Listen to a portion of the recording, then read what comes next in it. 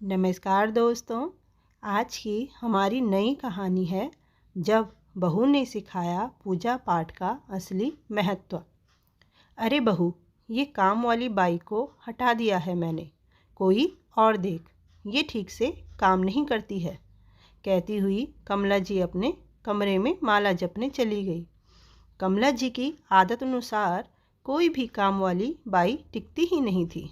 काम वालियों के पीछे पीछे रहना, साफ से नहीं धोए हैं कहकर उनसे दोबारा बर्तन धुलवाना आदि आदतों की वजह से ये वाली भी चली गई थी।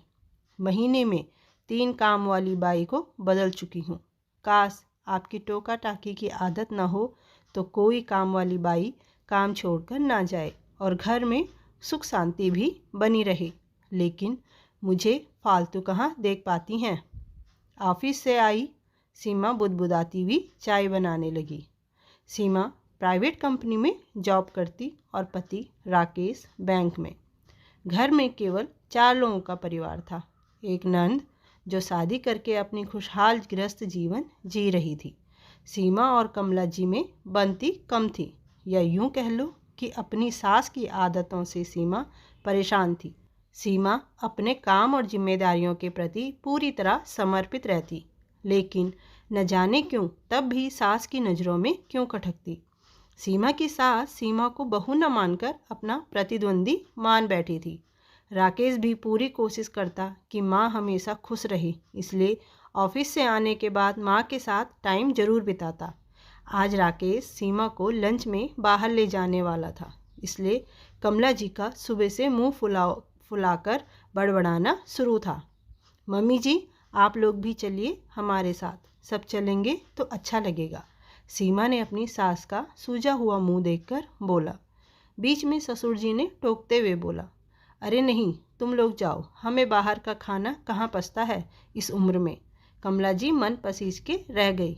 जब सीमा और राकेश लंच में गए तो पीछे से कमला जी ने 10 फ़ोन राकेश को कर दिए, कभी किसी बहाने से तो कभी किसी बहाने से।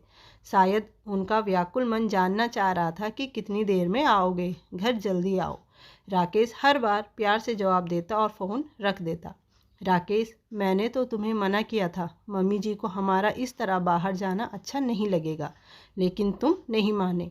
सीमा ने उदास होकर सीमा का पति के साथ हंसना, बोलना, उससे बातें करना जाने क्यों चुप सा जाता था कमला जी को। बेटे बहू के निजी पलों में कमरे के बाहर चक्कर लगाना, उनकी बातें सुनना, शायद शादी के बाद बेटे का हाथ से फिसल जाने का डर था कमला जी को, जिस वजह से सीमा और राकेश के बीच में भी अक्सर बहस हो जाया करती थी। हर काम में टोका टाकी और अपना ही दबदबा कायम रखना था कमला जी को।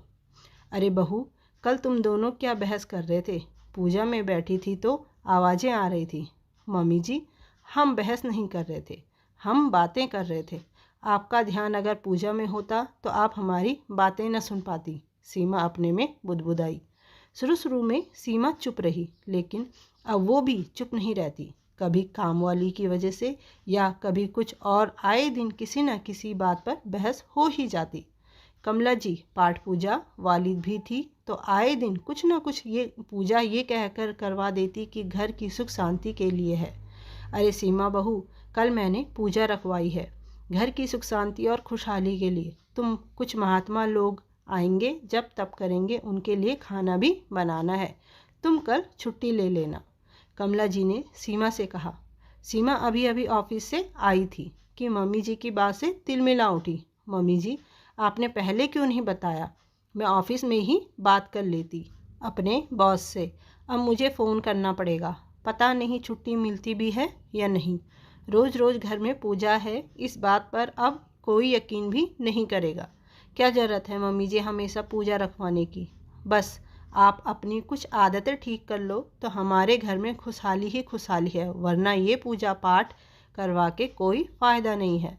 मैं जानती हूँ मुझ में बहुत कमी है, लेकिन जब आप बताओगे तो मैं उन कमियों को दूर करने का पूरा प्रयास करूँगी।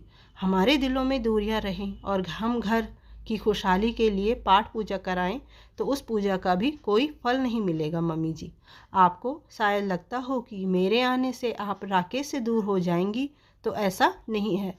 सबसे पहले माँ का स्थान होता है। उसके बाद बीवी का कहकर सीमा अपने कमरे में चली गई। कमला जी निरुत्तर होकर सीमा को देखती रही। अगले दिन सीमा ने पूजा की सारी जिम्मेदारियां अच्छे से निभाई। कमला जी का भी बड़बोलापन थोड़ा कम था।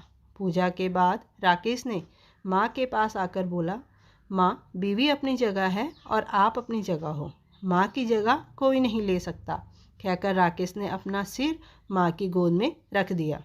कमला जी भी समझ चुकी थी कि रिश्तों में सबकी अपनी अपनी जगह होती है। राकेश का सिर सहलाकर कमला जी शायद यही सोच रही थी। धन्यवाद दोस्तों। पाठ पूजा भी अब तब ही फलदायी होती है जब हम अपने मन की कड़वाहट को दूर करके भगवान की शरण में बैठते हैं। कोई भी रिश्ता हो एक हद में ठीक रहता है। इसमें आप अपने विचार ज़रूर कमेंट में शेयर करें। धन्यवाद दोस्तों।